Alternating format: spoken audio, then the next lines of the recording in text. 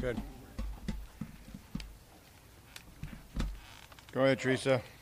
Mike, with Marcus going into his fourth season, new offense, does he have to prove anything at this point of his career, or is it simply go out and execute this new offense? Well, I mean, I think that you're trying as a player, I think any employee in the National Football League should be trying to prove themselves every day. I think that's the approach that I was taught as a young player.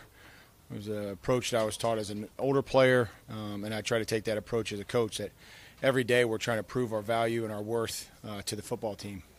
Does he have to prove anything to this franchise? Yes, he's under contract through next year, but a quarterback going into his fourth year at a point where you need to see what the future's like?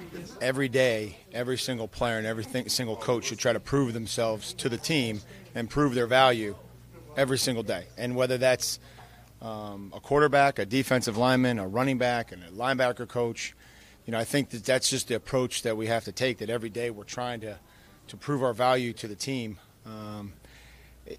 If Marcus didn't come to work tomorrow, everybody would notice.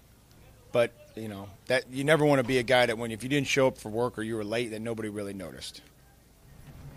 How much stock do you put into preseason tape as you prepare for the regular season? I think that there's some things that you can take personnel-wise, play style, play type.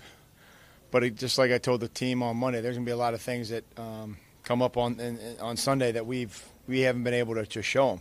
Because, one, we hadn't seen it on tape, or we didn't see it last year, or, they were working on something new. So you have to be really prepared for a lot of things and be able to use your base fundamentals and use your technique and communication with everybody around you, whether that be a new formation, a new play, or a new defense. How much of the tempo that they use on offense, how much does that affect your ability to substitute? I think any time that they don't huddle, I think you have to be conscious on how you call the game. Are they going fast? Or are they just going on the ball? So we'll try to, the one way is to limit the long drives so that you don't have to run into that issue. Winning on third down is critical. Anytime that you go against teams that don't huddle, because the longer they extend drives, you may or may not be able to get your guys in there. Mike, still a few more days to prepare, but where do you sense this team's readiness is to get the regular season started? Well, I think they're excited. I think we're all excited about getting going, about playing regular season football. The energy has been there. We'll always need to practice better. It's just kind of how it goes. Given the fact that you usually keep things so vanilla in the preseason, is it a little bit extra this week to be able to actually game plan for success? I think it's been good for the coaches to kind of get in there and really digest what they're trying to accomplish and be able to get it communicated to the players the best that we can and say, hey, here's kind of what we're thinking, here's why we're calling these plays, or here's why we're calling these defenses. It's important to know what to do, but also, why you're doing it.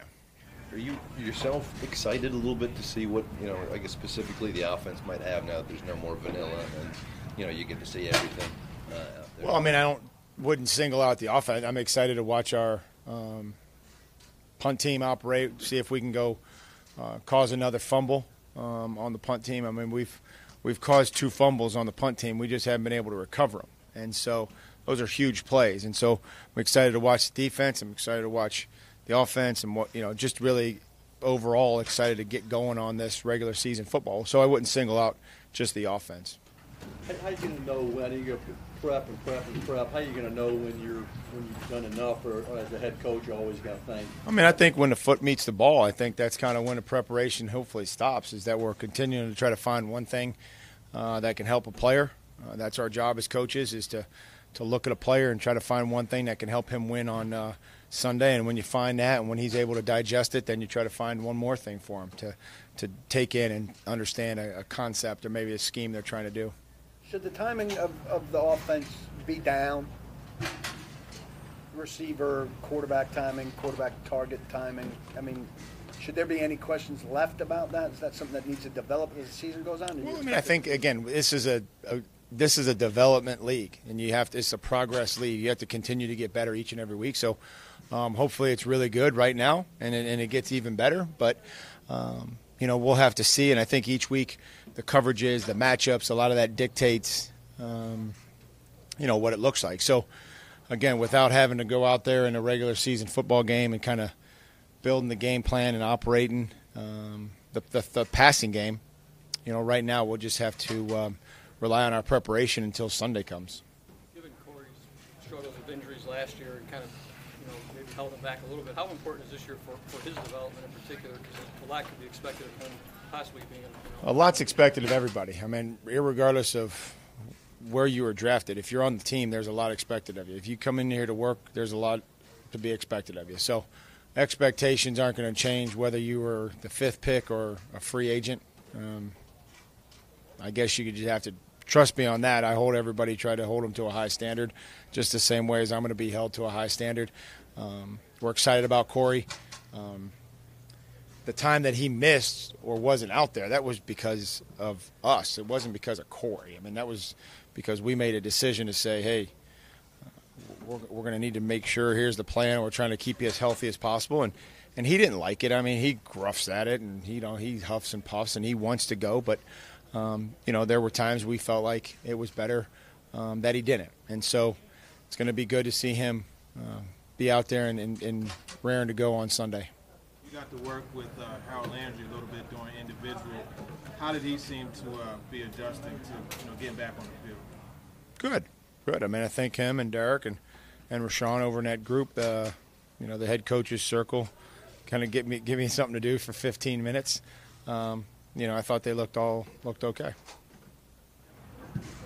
Thank you, guys.